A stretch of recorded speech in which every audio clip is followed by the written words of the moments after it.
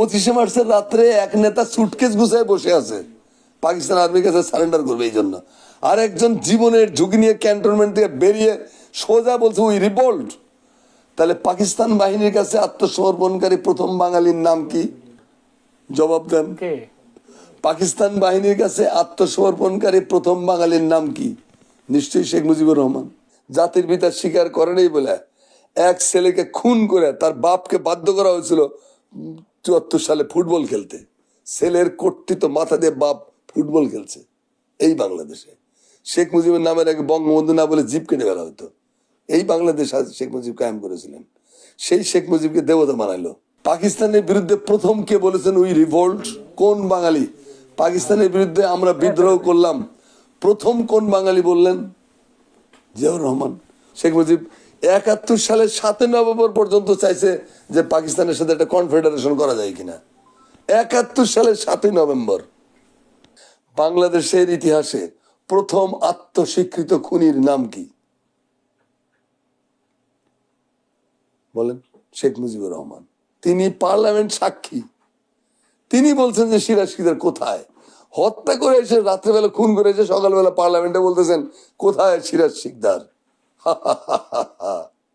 আরে এ তো ভিলেনের অট্টহাসি, এটা নায়কের অট্টহাসি না।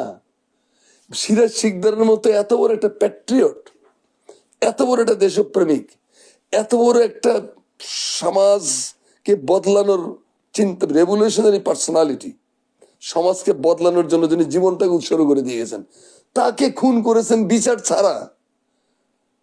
নির্বিচারে গুম খুনের রাস্তা তো শুরু হয়েছে আরো আগে থেকে, জহিরায়ন থেকে, 30শে জানুয়ারি থেকে। কিন্তু সিরাজ শিকদারটা চূড়ান্ত পর্যায়ে চলে গেল। তো শেখ মুজিবের দম্ভ, শেখ মুজিবের অহংকার। আরেকটা কি, যে 74 সালের দুর্ভিক্ষে সারা বাংলাদেশে 15 লক্ষ লোক মারা গেছিল না খেয়ে। খাদ্যের কোনো সমস্যা ছিল না, মানুষের ক্রয় ক্ষমতার বাইরে নিয়ে যাওয়া ছিল খাবারকে। কেন? সব পাচার হয়ে যাচ্ছে ইন্ডিয়াতে। কিসিঞ্জার বলছিলেন, আমেরিকার প্রধান পররাষ্ট্রমন্ত্রী, যে বাংলাদেশ হলো বটমলেস বাস্কেট, এনে যাই দেই কিছুই থাকে না। এত সাহায্য আসছিল পৃথিবীতে, বাংলাদেশকে অন্তত 1 হাত উঁচু ধান আর চাউল দিয়া, টাকা দিয়া, খাবার দাবার দিয়ে ভরে দেওয়া যেত। পুরো মানচিত্র 1-2 ফিট উঁচু হয়ে যেত।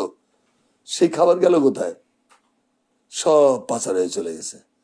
তামা, কাঁসা, পিতল, সোনা যা আছে কিছুই ছিল না বাংলাদেশে, সব নিয়ে যাওয়া হয়েছে। দুর্ভিক্ষ দেখা দিল।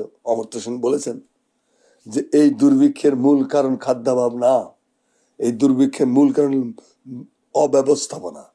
অব্যবস্থাপনার ভেতর তো নিত বিশ্ববরেণ্য মানে বুদ্ধিজীবী। অব্যবস্থাপনার মধ্যে চুরি ডাকাতি, লুটপাট। মৌলানা ভাসানী আওয়ামী লীগের নাম দিয়েছিলেন, এটার আওয়ামী লীগ বাদে নিখিল বাংলাদেশ, নিখিল